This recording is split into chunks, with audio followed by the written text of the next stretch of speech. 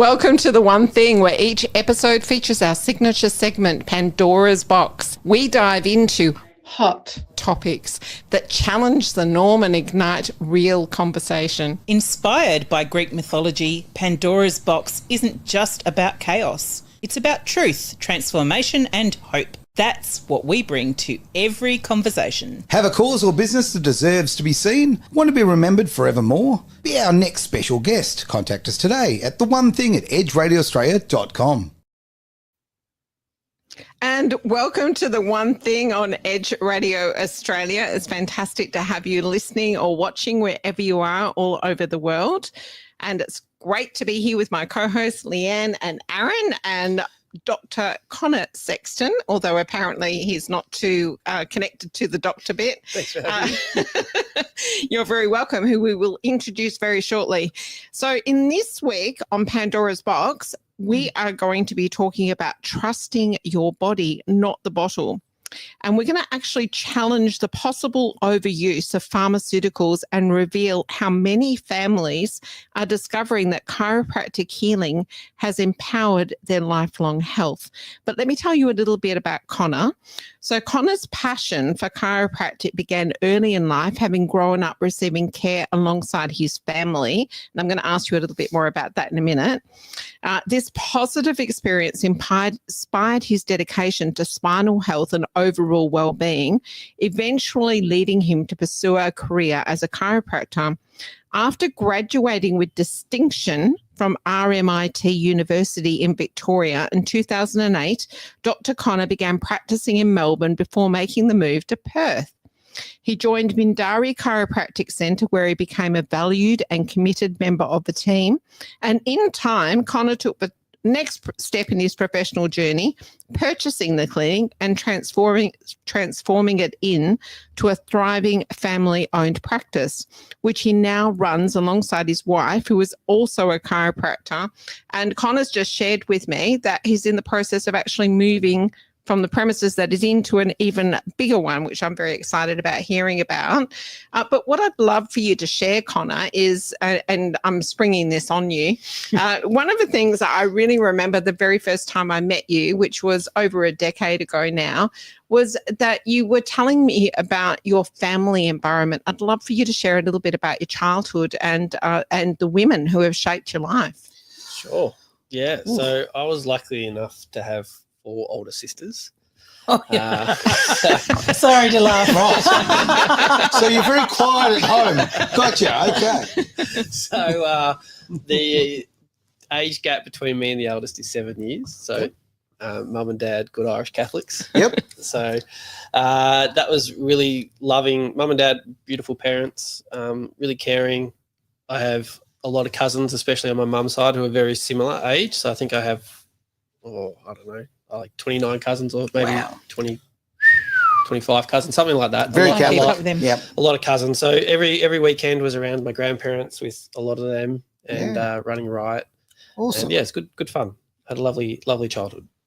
Beautiful. What a strange way to start the show. I know. Lay down on the couch and let's talk about your childhood. Exactly. I didn't realise this was a psychiatric hour. You know what? I was actually concerned more about the bottle when I was like, what bottle are we talking about? Are we talking about Lisa's bottle? Or Aaron's Scotch bottle? Sorry. Right, well, let's open the floor. What's your experience with chiropractic treatment? Okay. Well, I've had a long association with chiropractic. Yeah, awesome. So, yeah, absolutely. From childhood onwards. And I used to originally see, they were very famous in the day, the Martinovich brothers down in Fremantle, which is old school chiropractic. They use the tennis ball, squash ball, if you're lucky. Yeah. 2 brothers there, one who was known for being more gentle than the other. Yeah. And that sort of judged on the length of the line to see him, pretty much. That was pretty full on. I used to go the option of the guy who was a little bit, can't remember his name, I think it was Chris. Was a little bit rougher. One of them is adjusting horses now. Oh, there you go. Yeah. There you go. Wow. That's the one you probably had, Aaron. He's got the strength for it, absolutely. Yeah. So, no, a really positive thing of old school chiropractic. And I didn't like, and I'll go straight for it, I didn't actually like physio at the time because physio I felt was just too soft, too gentle, didn't really, crack it, make it work. So for me, that was good. And then later on in my racing career, I was very lucky to have a rallying career. So nice. great on the back, Yeah. fantastic, jumping cars and things like that. So chiropractic and the Martinovich brothers definitely got me through there. So, and even to this point, and I went away for a long time, but I'm back at the chiropractors these days. Very different style. And you were saying the other day, weren't you, that you miss your weekly? I do. Oh, adjustments? look, absolutely. I missed one because of public holidays, and man, I went back to feeling like a 90-year-old man. Oh no. So, and for me, it's an interesting journey. So, as far as the difference, because I've gone from the old school crack, to the chiropractor I'm seeing now she is just amazing. It's so gentle. Awesome. The coolest chick too, I might add. Like really cool. I feel like he's got a crush on her. How old is she, Aaron?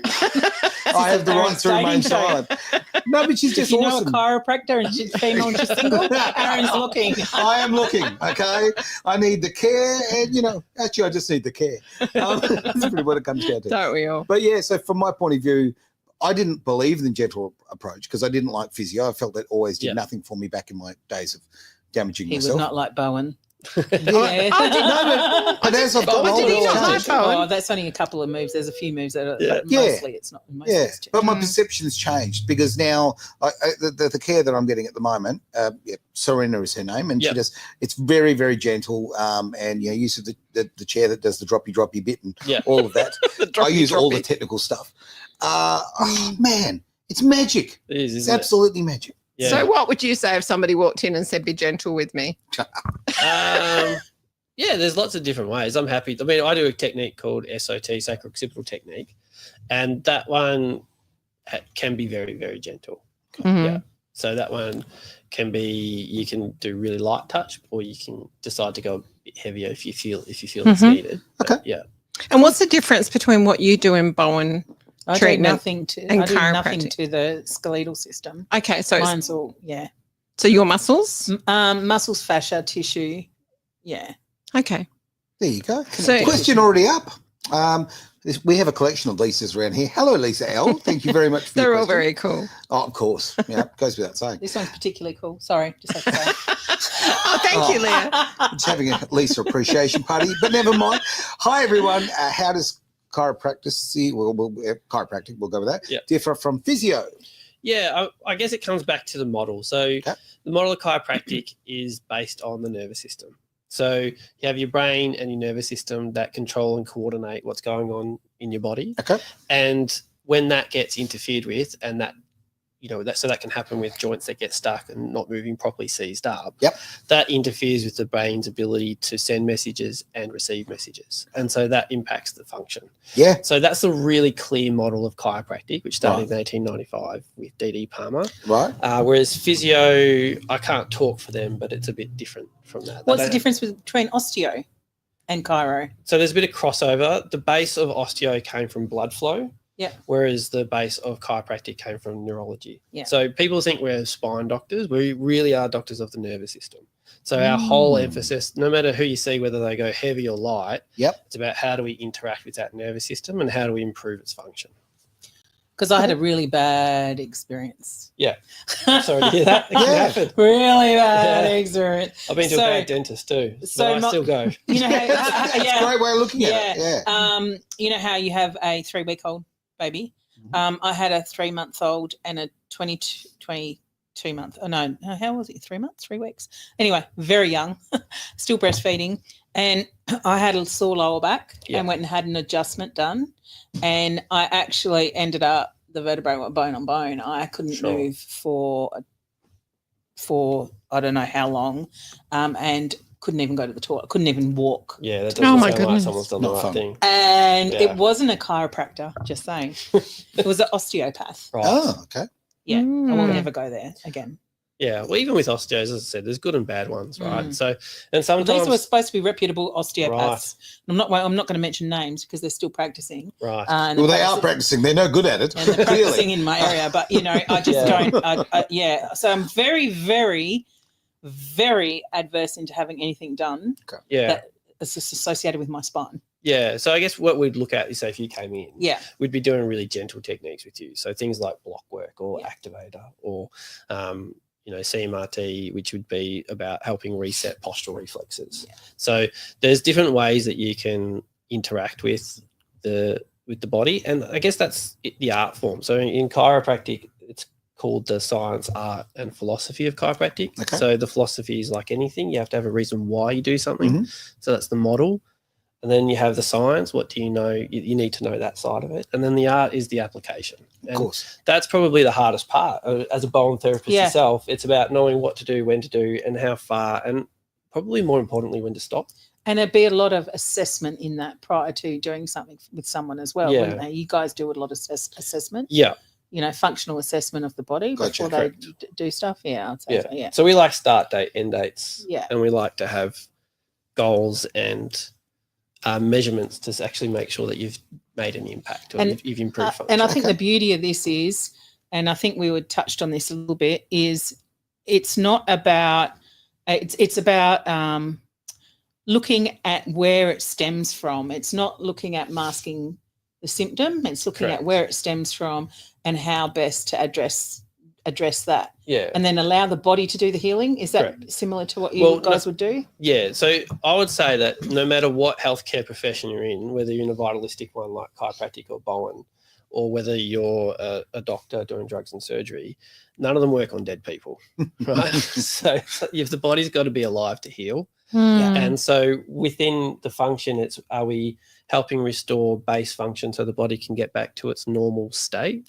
Health is your normal state. It's not an adverse state. And we forget that, don't we? Yeah. I certainly have. Yeah. It's been a while. And so when the reason why you're unhealthy or the reason why you have symptoms is because it's a bit like you start off healthy and strong and you've got a backpack that's empty. A guy called James Chestnut came up with this analogy. He's a chiropractor from Canada. He's wonderful. If you ever want to listen to his stuff, James Chestnut. He's got the most beautiful, eloquent way of talking about it. And he is he's not afraid to offend people, which is even funnier. So he came up with this analogy of you walk around with a backpack, and each time you have something that adversely affects your health, it puts a rock in your backpack. Right. And you can carry it for a little while, right? But if you get too many rocks in your backpack, it's going to drag you down. And eventually you put enough rocks in your backpack, you can't move. And I've got Uluru back here. Okay. I'm doing my bit. So with chiropractic, we're looking to how can we help your body, how can we help remove some of those rocks from your backpack so that you can get back to your normal state of health. What a great analogy. Do you actually imagine that when people walk in? Like, do you kind of see how big the backpack is? No, well, in different ways. Yeah. But you do watch, and you'd be the same. You get so much from just getting someone standing up or lying down. Or as soon as they walk in and they've got this drag happening or, anything or just like their that. facial features. Yeah, facial features, drop of the shoulders. Yeah. Yeah, you can tell. Well, you get strange things. Like I've got a dodgy ankle at the moment, right? Yeah. Which I'm having a lot of problems with. But there's nothing wrong with my ankle as far as because I've compensated by the way I'm walking because of back pain. Yeah. Right. So I carry myself differently, and that's actually caused another problem. So it would be like, okay, to cure the ankle, you need to go to the back. Yeah. Is what I'm sort of saying. Yeah. Can be. Yeah. Yeah. Well, in this particular case, that's very what I'm similar to lots of different things. Yeah. But I'm just saying. The end result might not actually be where the injury is. Well, only 10% of your nerves send pain messages, right? Okay. So if you use pain as an indicator of your overall health, it's really bad. Oh, really? It's bad math. Right. Okay. So, if you want to go even further, if you use symptoms, full-on symptoms as your indicator of health, what's the first symptom of a heart attack? Well, exactly. You're having one. You're having one. Right. Or they talk about stroke as being what are the different signs and symptoms of stroke? You've already had the stroke. Right. So there's no warning signs, Conor? No. So there are, but they're more subtle. They're not just how you feel. So when you take things to feel good, or you get those, we won't name names of companies, but they talk about, take this substance so that you can feel good and get through your day. That's not helping your health. That would be every pharmaceutical, wouldn't it? That would be a lot of them. Yeah. We don't talk about that. Yeah. Well, I will, because I've got no consequences for it, so away we go. But no, you're absolutely right. Okay, we're so told, take this pill to take away the pain. Yeah. Well, guess what? The problem's still there. Yeah. You've just put a Band-Aid on it. You really have. Yeah. So you've taken away your perception of what, and then if you're going to go and do something, you've taken away that pain, you can actually do yourself some more damage. Yeah. Agreed. Because you don't have the feedback. Yeah. Yeah. Yeah. Yeah. Well, a lot of athletes go through that when, they steroid things up and all of that. Yeah. So they take the pain away so you can keep competing, Mm. Correct. but you're just really damaging yourself more and more. Yeah. And then Hmm. they pay for it later. Yeah. Yeah. So it's like living on a credit card. Yeah. Eventually the interest rate comes in. Hmm. And what's the difference between chiropractors throughout the world, Conor? It's funny. Chiropractic is remarkably consistent throughout Okay. the world. So it's one of those, I'd say it's one of the rare professions actually that hasn't changed its model Right. since it started in 1895. Well, that really surprises me because in my perception Yeah. or my experience, it has. Well, the technique in terms of applying it Yep. has evolved, Yeah. but the model hasn't changed. Gotcha. Yeah. Okay. And there's and even then you could go to another chiropractor and they might be doing a different technique that's a bit more forceful, like say Gonstead or something like Okay. that you might go, wow, that's like old school chiropractic. But Mhm. Gonstead's just as old as SOT, but SOT is really soft. Right. Or Thompson, which is the drop piece technique, the droppity bit. Droppity. Uh, It's technical terms. yeah. I'm glad you and I use the same tech terms. It's great. Droppity. So Thompson, he was a really short guy who Right. worked in a mining town. Okay. And he couldn't do the techniques that he learned at school. Ah, so he made up his He own. invented the drop piece Ah. to create speed that could be more gentle so that you can get the same impact, the same input Yep. into the nervous system, but without having to use the force that he got taught. But it's crazy gentle. Like Yeah. it really is. And it makes such a difference, certainly in my life. Yeah. And I was surprised by it because I saw it and thought, the skeptic in me just popped straight up there. Like that's going to do anything. Yeah. Mm. And They're then, the fun ones. and then Yeah. I miss a week. And I don't want to be going for the rest of my life, even though I do like my chiropractor. Yeah. You You got other things to do. I've got other things to do. Yeah. And speaking of that, Conor, how many sessions is on average? How many sessions, and are they a week apart, or are they a day apart, or what's the mechanism of treating someone? Yeah. So there's a couple of different studies that came out recently, and it really depends on where you're at and how bad you are, right? Mm. So if you're initial and you're really acute or you're really chronic and you've had it for a long time, what the research is telling us that's best, it's the HUS study that came out and said for over a 3-month period, if you come 3 times a week for that 12 weeks, that's got the best outcome. So that's what that study found. Okay. And then post that, it found that some form of care going forward is important as well, because otherwise you just get regression.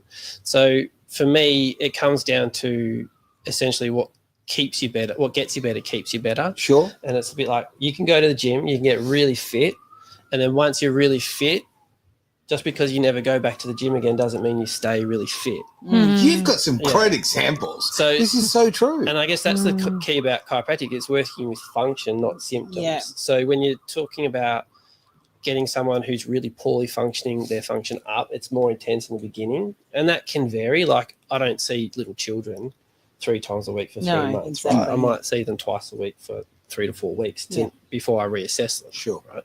But if you got someone who's really acute, who's had the problem for a long time as well, then that's going to take longer. Yeah. So speaking of children, would you recommend this treatment for newborns? Yeah, I mean, well, one of the best things that came out for chiropractic from a bad perspective, I guess, or was the Royal Commission into Chiropractic Care in Children, right?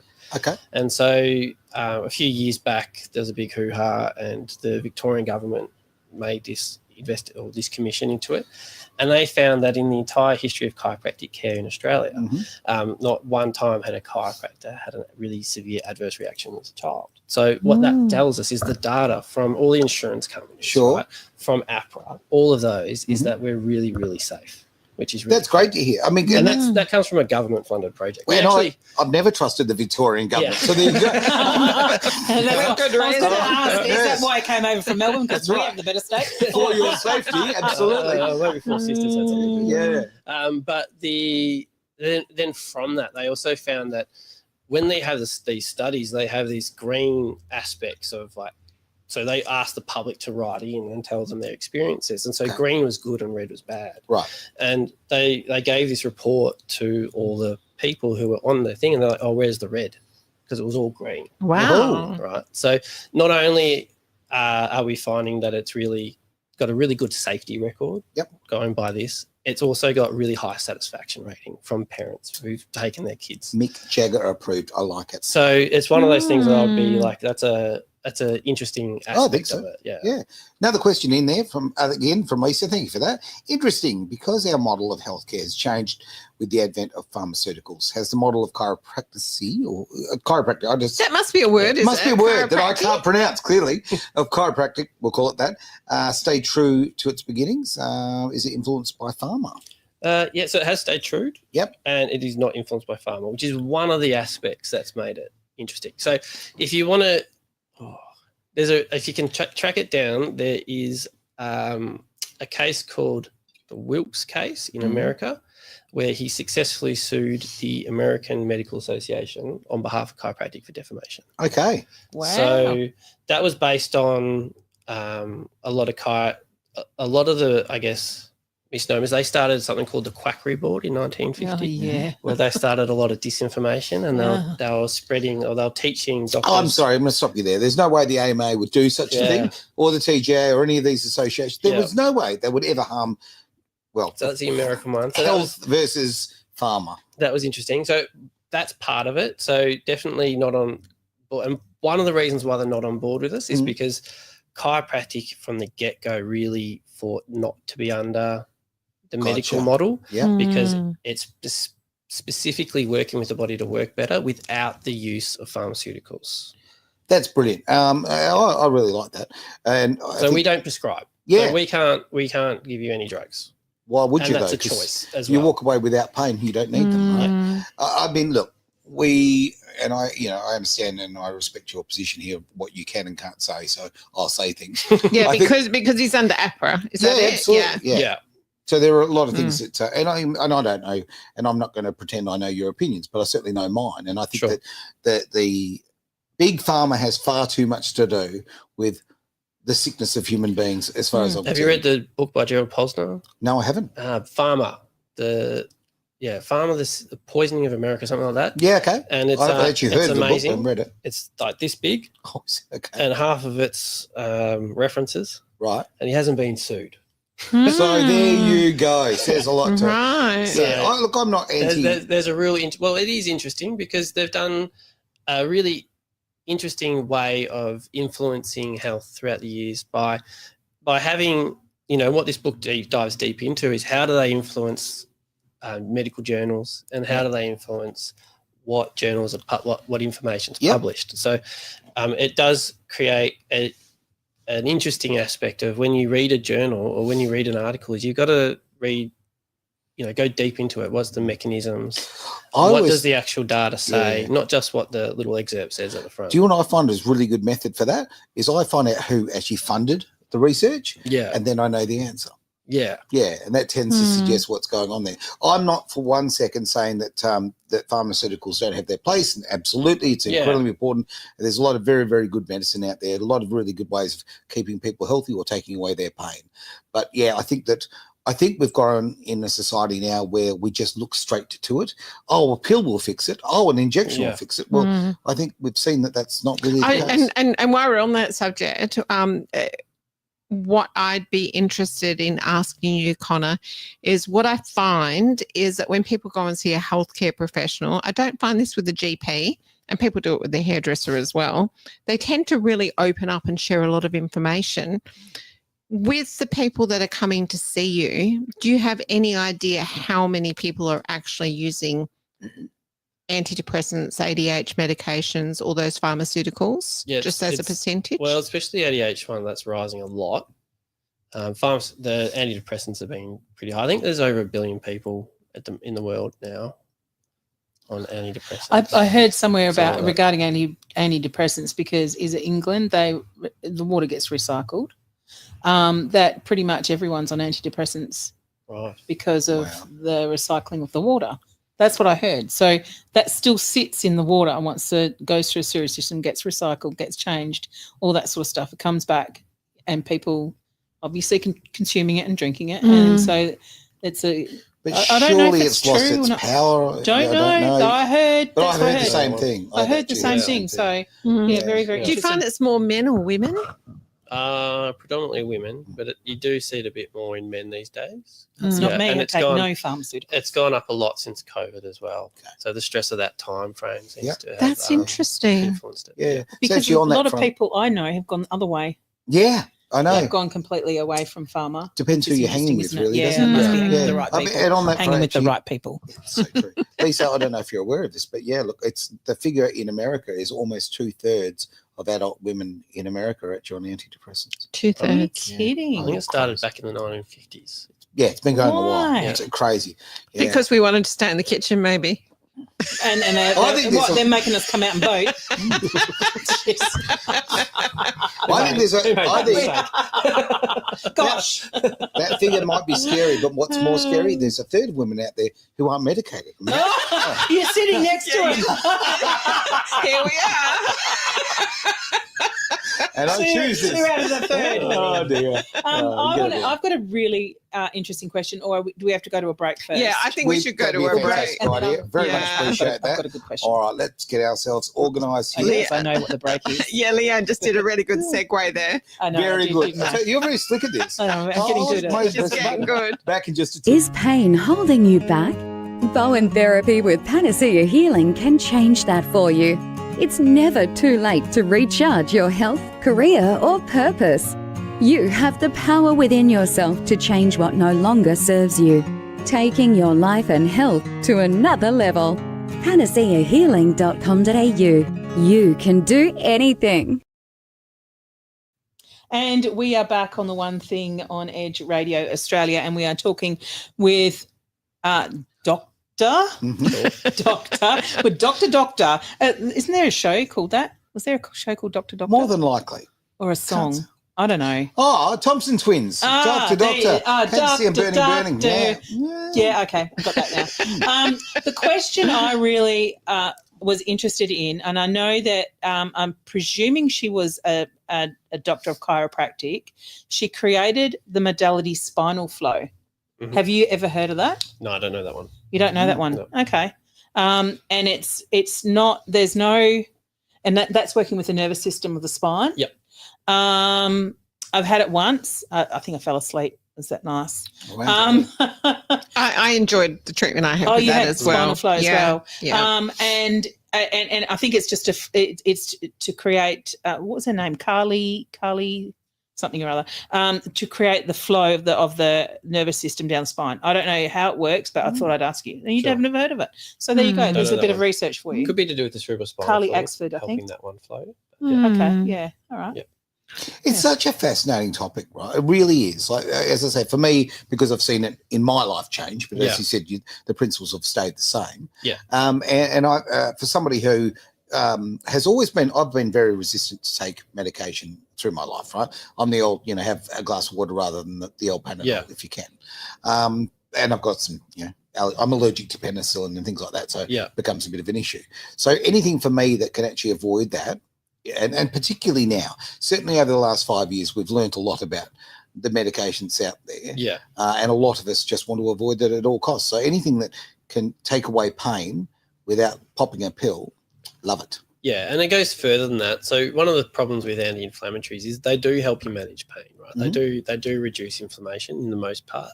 That can help people a lot. Sure. Problem is they stop the second part of healing as Okay. well. So there's two stages to inflammation. Right. That second part is also restricted, which means you then have that more likely to go into chronic pain, in my opinion. Okay. So there's a misnomer out there that's been published a lot of times that acute pain is self-limiting. And Is what, sorry? it's self-limiting. So Oh, if right. you just leave it alone, it'll go away. Hmm. So acute pain Really? apparently goes away on its own, Okay. but chronic pain's been going up through the roof. Right? We've never had people in more chronic pain. Yeah. So can you just explain for people listening what's the difference between acute and chronic? What? Time frame. Okay. So acute pain would be like you twisted sprained your your knee, ankle yeah. or you twisted your knee. Okay. You get swelling, it heals, it goes away. Mm-hmm. And then chronic pain is when we start to see changes within the joint structure or chronicity of that pain. So it's staying around longer. And then you get changes in how you perceive pain. You can start to get depression. You might start to get damage within the joint, those sorts of things. So, Okay. and it's also to do with length of time. So chronic acute is And you can have acute episodes of chronic conditions. So you can have a flare up. Yes. And then it goes away and you have this background pain as well. Mm. Okay. So if there's inflammation involved and it hangs around and people aren't taking medication, and you come into the scene to help, resolve the issue, whatever it may be, what's a great time frame that you can assist in that inflammation actually reducing? Or do you give them some other tools that they can take home to help with that? Yeah, Or, apart from addressing them from the chiropractic point, which is really about restoring motion through Yes. the joint. So you want to have a joint that can move fully throughout it. And that's important, not just from a neurological point of view. You get a lot of proprioception up to the brain. And when we talk about health, we talk about, I guess, essential nutrients, right? So for the brain, an essential nutrient is water or oxygen, actually, glucose, and then stimulation. Right. So they're the 3 essential nutrients for the nervous system. Right. And 90% of the stimulation to the brain comes from proprioceptive input from the spine. So having each segment that can move and move fully is really important for that stimulation to the brain. Gotcha. So that's that base part. Then to go beyond that, there are other essential nutrients that we need, right? So that's where walking is really important. So we talk about 10,000 steps a day. Yeah. So that's not just because we want you to stay slim. It's we actually want the stimulation from the movement to the brain, right? And then Does swimming do the same thing? yeah, so if you don't like walking, go for a swim. Like it doesn't really. Bike riding. We just like you moving. Kayak essentially. fighting. And then you can Not rally car driving. That does not That's come good into for your it. Does spine, not trust count. me. Does not come into it, all right? I'll tell you right now, people don't understand the physical, what the Nature. pressures. It's unbelievable. It's for most phenomenal. of it, right? Yeah. It does a lot to your body. So is that okay? Well, the training to be strong enough is good. Yeah. Yeah. Mm. Yeah. Training to be strong enough to race is really important. Yep. What, just sitting in a car? Oh, it's just sitting in a car. Oh my god. Okay. If I was just explain this then. If I'm just sitting in a car, back in the day, I actually wore a monitor, right, to see my pulse, right, and I peaked out at over 220 beats a minute. Yeah. Okay. I was fit. I had a resting heartbeat of 60 beats a minute. So I mean that's a hell of a range. So if you're just sitting in a car, why does your body do that? Because you're under incredible strain. Yeah. Like you really are. And this is why. You're fearing for your life. No, it's In the just, it passenger is. seat. People are blown away by the physicality of it. You don't realise, even with the best gear, which is holding you in very, very tight. So you've got that aspect to it. Because believe it or not, bad seats or bad harnesses will mean you physically you will chew more energy, right? So you lose about 3 kilos a day. Most of that's water. That's standard practice. So it's a lot. But yeah, from my point of view, and I'm not just selling that as it's just my reality. But from that and other poor choices I've made in my life, I've done a lot of damage to my back. So were you saying? So I would say like increase your adaptability. So for us within chiropractic, the stress isn't the issue; it's your ability to adapt to the stress. That's the issue, right? So stress can be good for you. Sure. So going for a walk or going for a run or doing exercise is stress. Makes sense. And when you adapt to it and then have the ability for your body to recover and heal, you get stronger. Yes. Right. So when you lose your body's ability to adapt, that's when you get injured. So we can use high blood pressure, right? So when your heart rate, when you're in that sort of environment with the adrenaline that's going through you, your heart rate goes up and your blood pressure goes up. Sure. That's really normal, really healthy, right? Your body's trying to increase oxygen to the cells of its body, right? Now, if we're sitting here and you've got really high blood pressure now, that's bad because you've lost the ability to adapt. Yeah. Right? Okay. Now, if you change that with a pharmaceutical, you haven't actually improved. What you've done there is you've reduced the blood pressure, right? But you haven't increased the oxygen to the cells. No. So then we put it under a different form of strain. Okay. But if you Causing then went, another issue. I've got high blood pressure, and then you went out and you changed your lifestyle and you brought it back naturally, then you'd have a different set of health outcomes. Yeah. No, I thoroughly agree. Yeah. And I've actually done some of those sorts of things for myself. And just lifestyle changes make very, very big changes to your life. And so part of getting back to your question, what we do there is we talk to people about how do you become a fast reactor. So typically what we find within the research is that 50% of people are fast responders, right? Yeah. So that means they'll be 50% better within the first 4 weeks. Yeah. Okay. Right? Okay. So how do we get them to there? How do we get more people into that space? That also means 50% of people aren't. Yeah, Right. I know. So But 50% is a good But that doesn't It's still mean a good outcome. and that doesn't mean So- those people who can't get good results. It just means they're not as fast. Yes. Right? So we talk about how do we support inflammation so that one, it becomes healing, and we do that through more essential nutrients like fish oils, vitamin D, magnesium, and magnesium is probably, in my opinion, a good one for Australia. It is very good. It's what I call a geographical supplement. Okay. Where we don't have enough of it. Yeah, we don't have enough of it in our soil. Yeah. So that means we don't have enough of it in our food, which means it's a really good one to supplement. Right. Yeah. Now, one thing I have heard of is sea moss. Sea moss. Have you ever heard of sea moss? I have Has heard of sea moss, 92 minerals. However, there's a couple more they add into it to make the essential amount. Maybe it's a little bit more than 92, but a couple more other supplements they put into it to increase it up to the 102 that the body uses. Yeah. And I was just fascinated by it. And the reason I was fascinated by it was because that gentleman on the weekend who was a farmer who had really poor soils was talking about seaweed and the seaweed. And He what do we put was. on?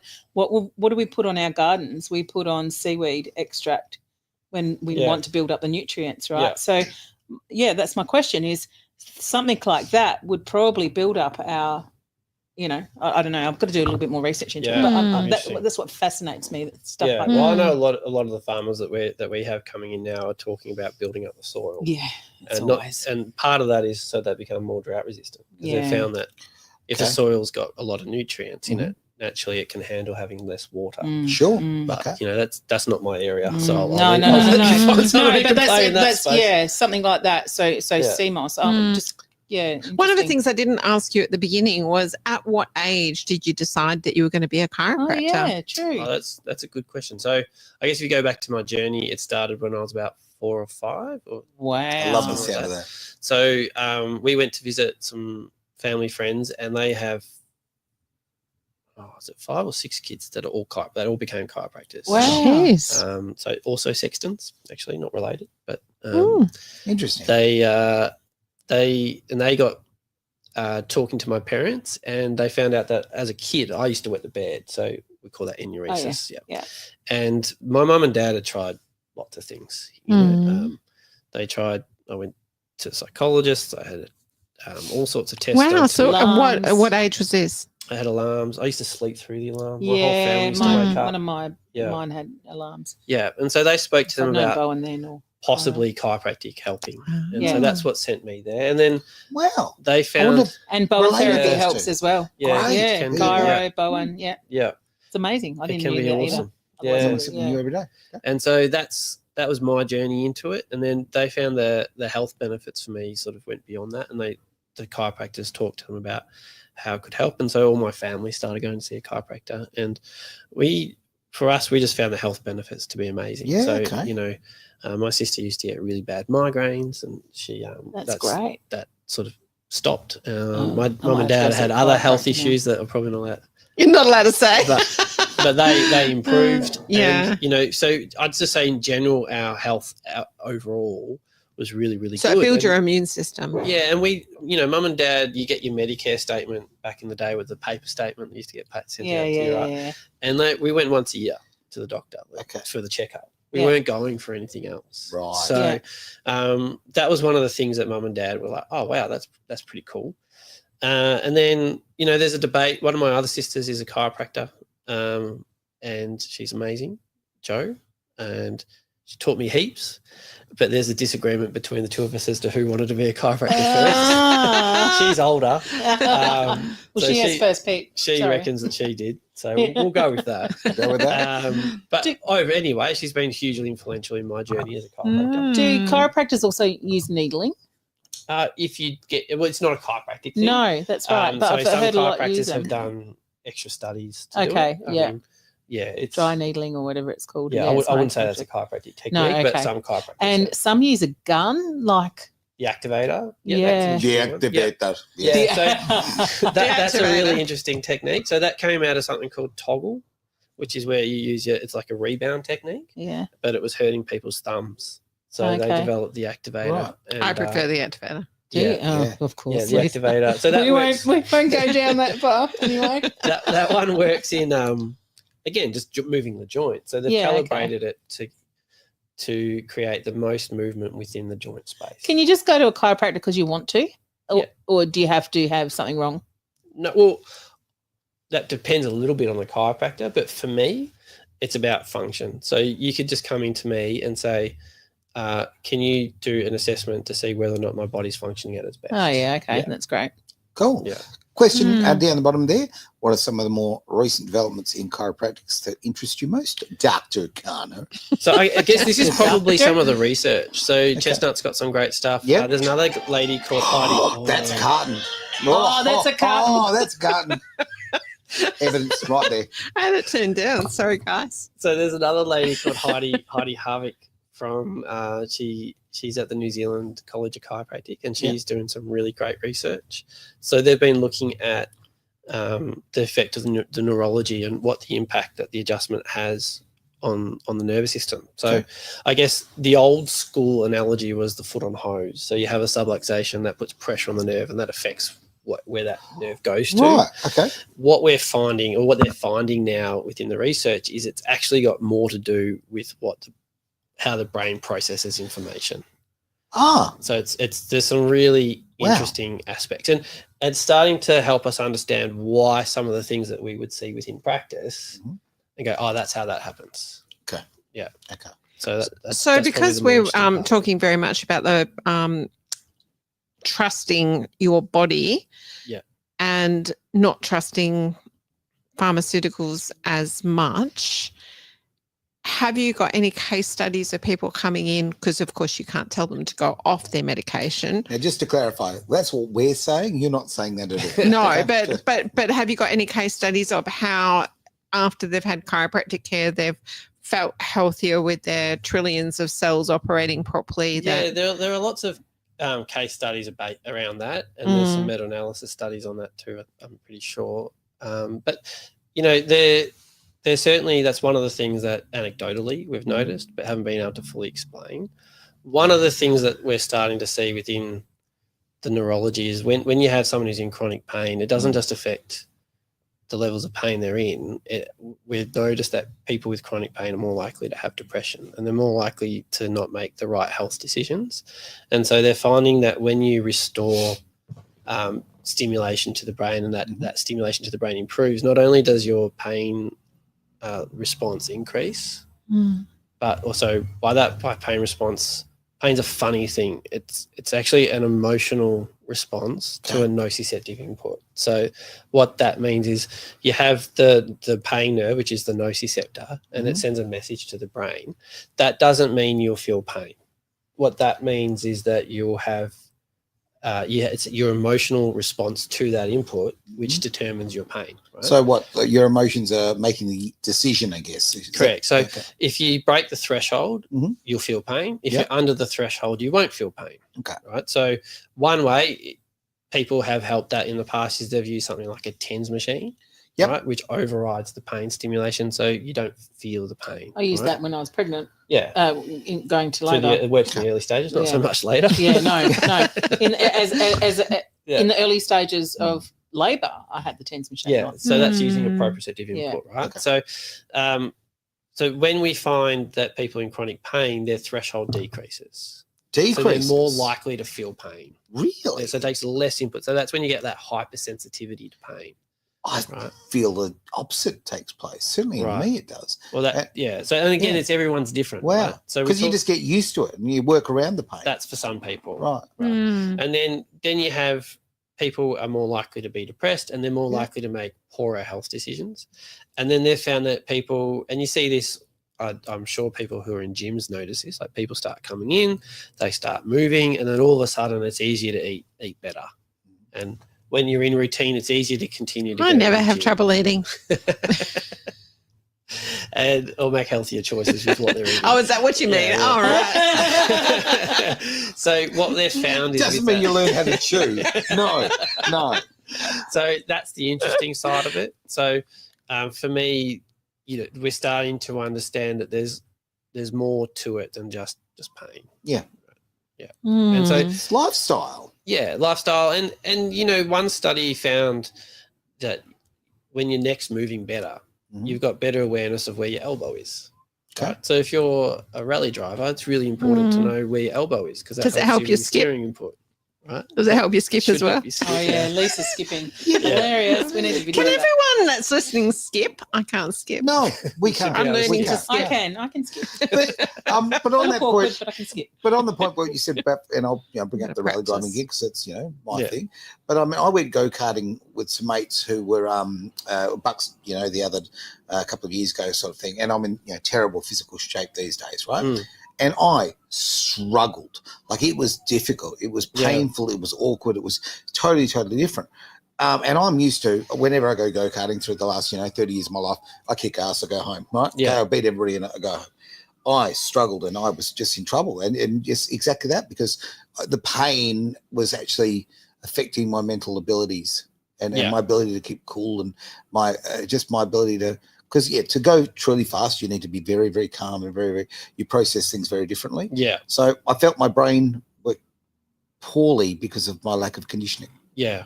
And so I guess that's when you go back to that question of what's exciting me the most is that that's not just coming from someone like 𝐓𝐑𝐔𝐒𝐓 who's doing it from a chiropractic perspective, but that's coming from general neurologists who are going, there's this interesting play that we're seeing. Yeah. Now. Yeah. Cool. And I'm guessing. I know that it's a fact. Sleep is important. Yeah.